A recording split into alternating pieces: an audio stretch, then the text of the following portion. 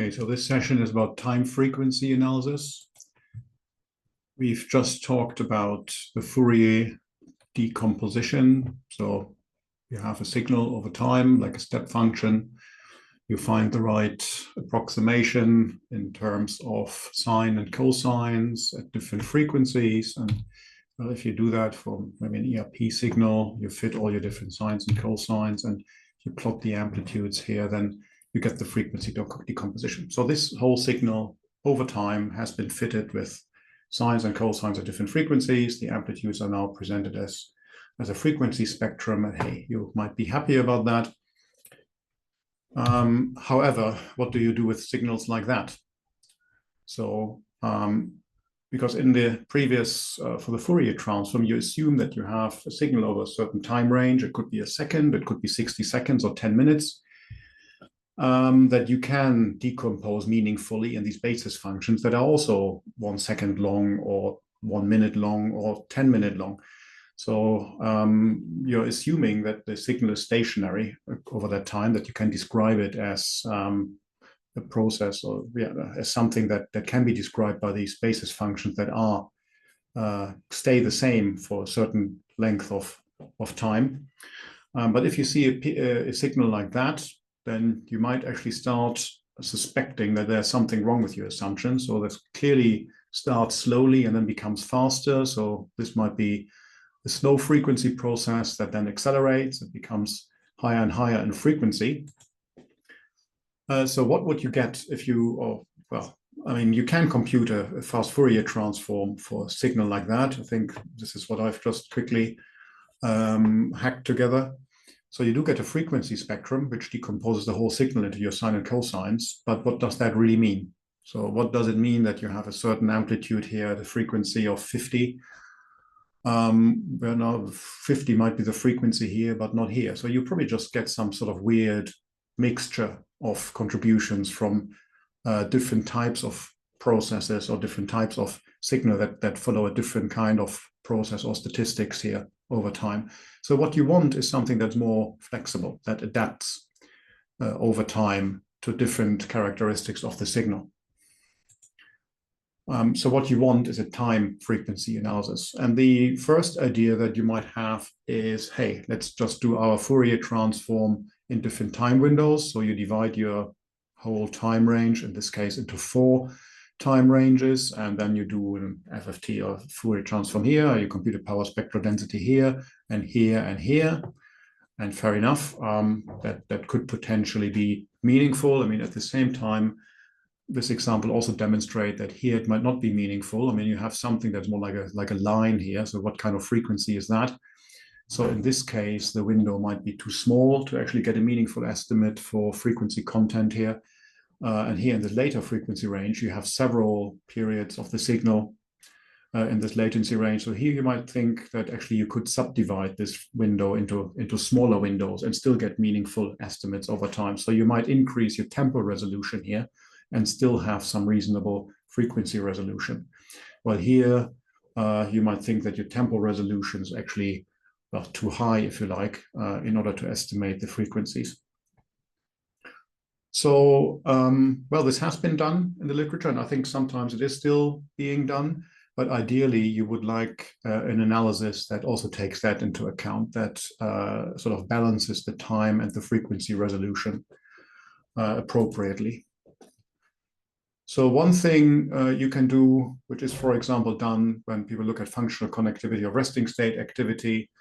So you bandpass filter your data into different frequency ranges, and then you do something like a Hilbert transform. You compute something that's called the Hilbert envelope for the frequency band. So imagine you filtered your data at a frequency band of around 10 hertz. So the signal will look a bit something like that. So you have a predominant frequency of 10 hertz, which is then modulated, amplitude modulated, depending on where the signal comes from. And the envelope determines basically here the upper, potentially also the lower limit, like that. And this tells you how this frequency at 10 hertz sort of develops over time. So high amplitude means you have a high contribution of 10 hertz at this time. Low amplitude means low contribution of 10 hertz at this time. So this is basically one way of doing a time frequency analysis, you first bandpass filter your data, and then you look at the power of the bandpass filtered signal over time. So that's basically a way to describe this kind of analysis: bandpass, and then compute the envelope. And this is done often for resting state analyses, where you do this in different brain regions, and then you can look at the correlation of these signals across brain regions. So that's something for a different session. But just to preempt that a little bit, if you do that, you also have to take into account that signals between brain regions might be highly correlated because there's leakage, blurring due to low spatial resolution of EEG and MEG signals. But more about that later. Also, here you have to predefine your frequency ranges. So if you have an idea of your frequency ranges, like from the literature, alpha, beta, gamma, theta, delta, and so on and so forth, that's absolutely fine. But imagine you want to do more exploratory analysis across the whole frequency spectrum, let's say from 1 Hertz to 50 Hertz or something like that. It would be quite a lot of bandpass filtering that you would have to do that. So maybe there is a better way of doing it, a more convenient way. And that is what we call wavelet analysis. Wavelets, I think the name literally means little waves because they look a bit like little waves. I guess that makes sense. And they provide an optimal trade-off between frequency and time resolution. So this is how wavelets look like at different frequencies, starting at high frequencies and at low frequencies. So they are a periodic signal which is weighted with, in this case, with a Gaussian function around a certain sample in your data, which means that if you shift that around your data and you fit it time point by time point, you can find out whether around a certain point in your data you have a contribution of a signal around that frequency or not. And the higher the frequency, the shorter the time range can be for this wavelet, where this wavelet is non-zero, in order to have multiple periods of this frequency in your wavelet. So that corresponds to my previous cartoon where there was a higher frequency on the right, if you remember. So if you divide that, we had a time window there where we thought, okay, actually there are quite a few periods of our signal in there. So maybe we can subdivide that into smaller time windows. That's taken care of here by the wavelet, because we know that it's high frequency. We can find the right weighting here of the wavelet that makes sure that a certain amount of periods of ups and downs are included here. And that adapts to the frequency. So if we have a lower frequency, then having a short wavelet like this would not really make sense. We would basically just have around this peak in our data, and that's just not enough to get a reliable fit with our data. So in order to have several periods that allow us to really estimate the contribution of this frequency in our data, we here need a longer non-zero part of the wavelet. Okay, so the idea now is that once we have these wavelets for the different frequencies, we can slide them over our data over time. We can do the sample by sample and see how much do these wavelets fit to our data, sample by sample. It's a bit like a Fourier transform, doing a Fourier transform for different latency ranges, except that in this case, we are applying every wavelet separately to every sample, for every sample of our data.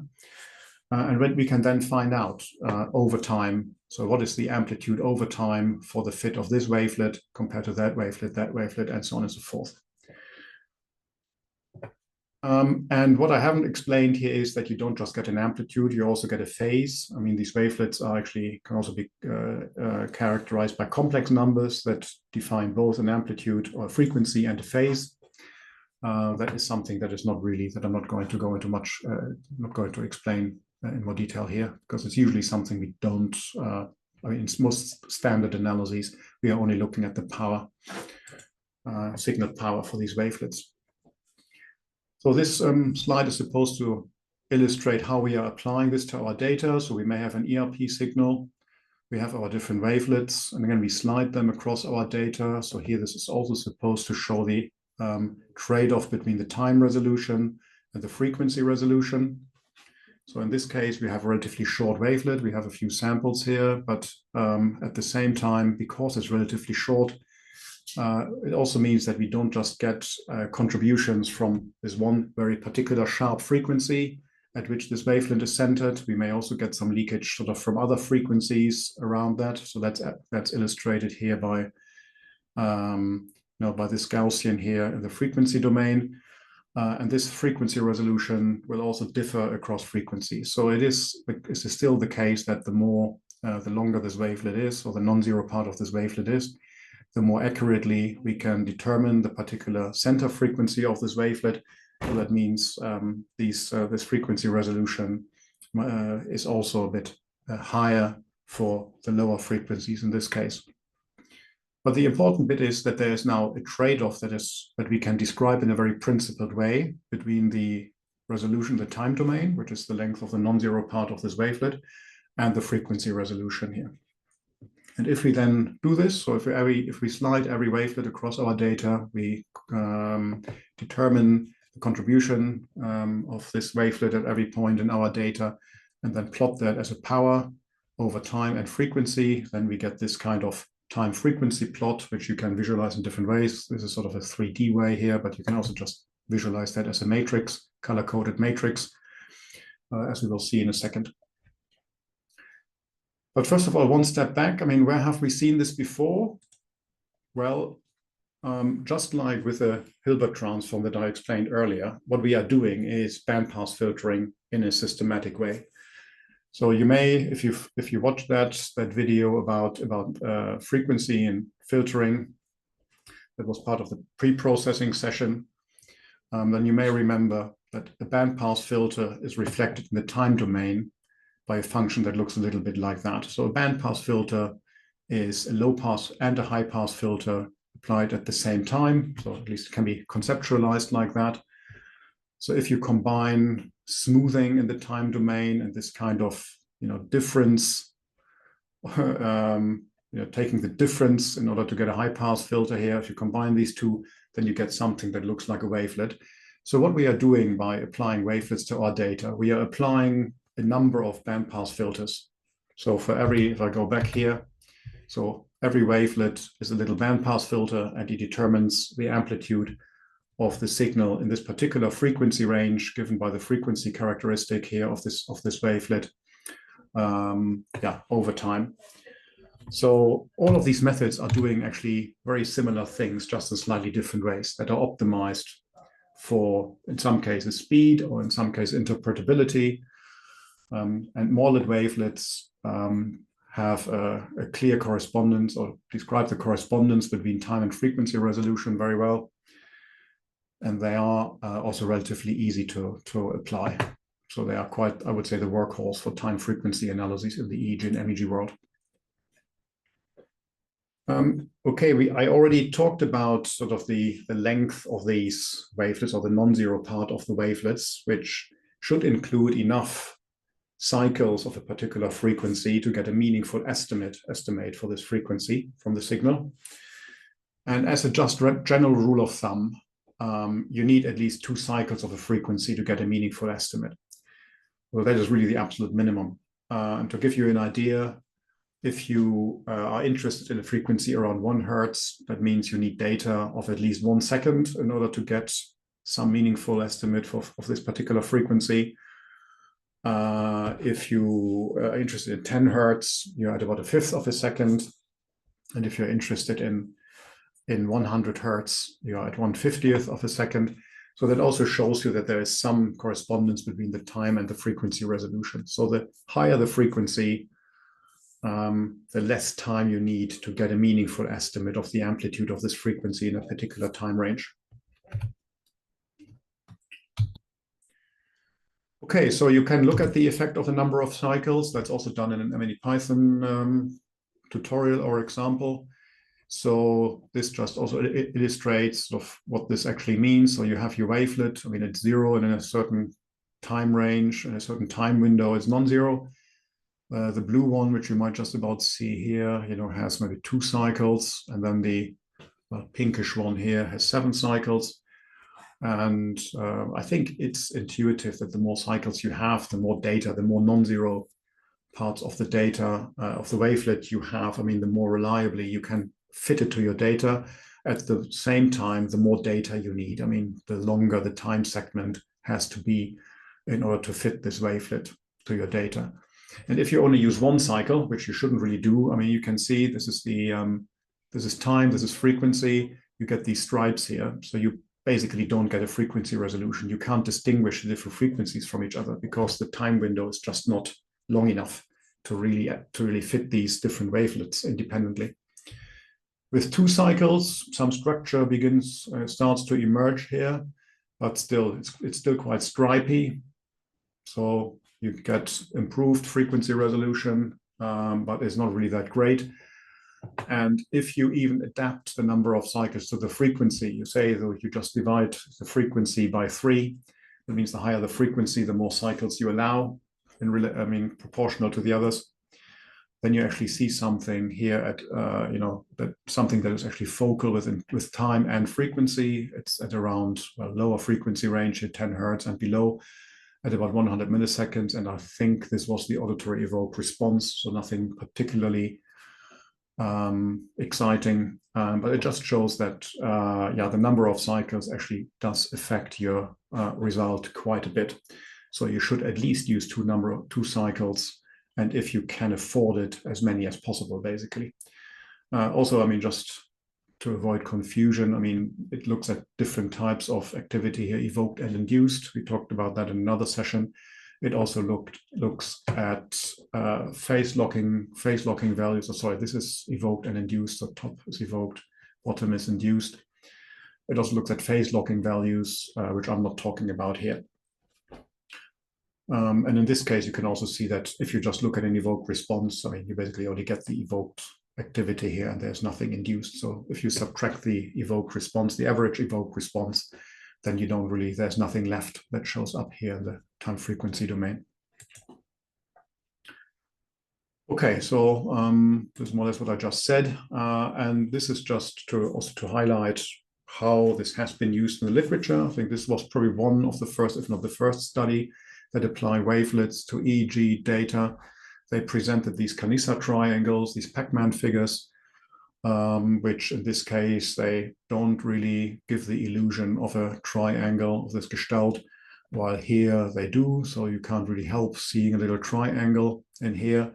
And they found that in the case where you do see this illusory triangle, you do get a response in the frequency range of between 40 and 60 hertz, around 300 milliseconds after stimulus presentation. And this is there for the, let me get this right. Yeah, this is here for the illusion. I mean, when there is the triangle compared to when it's not there. You can then also look at the topography of the signal. So once you have your time frequency representation, nothing prevents you from plotting that as a topography at a certain time and frequency. And they showed that this looks like a topography consistent with a visual response from the back of the brain. They also showed that this, apparently in this data set, it was induced rather than evoked. So it was something that was time locked, but not phase locked to the stimulus. And just a brief repetition from something we discussed in a previous session. So an evoked response means that a signal is across trials, time and phase locked to stimulus onset. So it really always happens at in the same time range, and also with peaks and troughs exactly at the same time. While in the case of induced activity, I mean, you assume that there might be an evoked response that is time locked, but it might still be jittered a little bit across trials, which means in the average this would disappear. However, if you look at the time frequency domain and power in the time frequency domain, then the power will still average together because it doesn't know these troughs and these peaks. It's only positive. And in that case, you will get this response. And that's what they found in this paper. So another study, which I find very interesting, just in case you are interested in brain oscillations. So not everything that looks rhythmic in your data can really be interpreted as oscillations. So there is this effect. I think it's after somatosensory stimulation, for example, to the finger. If you average your data, you will see something in this beta range here. So it looks like the movement, I'm assuming, was at 0 here, and maybe this is the preparatory period of the movement. Yeah, probably, I think it was probably a movement rather than somewhat a sensory stimulation. Sorry if I'm a bit shaky there. Yeah, if you look at the average in your data in the frequency domain, you will see this nice sort of sustained narrow band signal here at around 20 hertz. You might say, hey, that's an oscillation, periodic signal. But when you actually look at this trial by trial, you'll see that at every trial, there is something in this frequency range, but it's just sort of burst-like activity. So these so-called beta bursts. And if you average them together, then it looks like a continuous sort of sustained oscillatory response. So yeah, one has to be careful. A lot of some of the effects that we see in our data might be actually created due to averaging.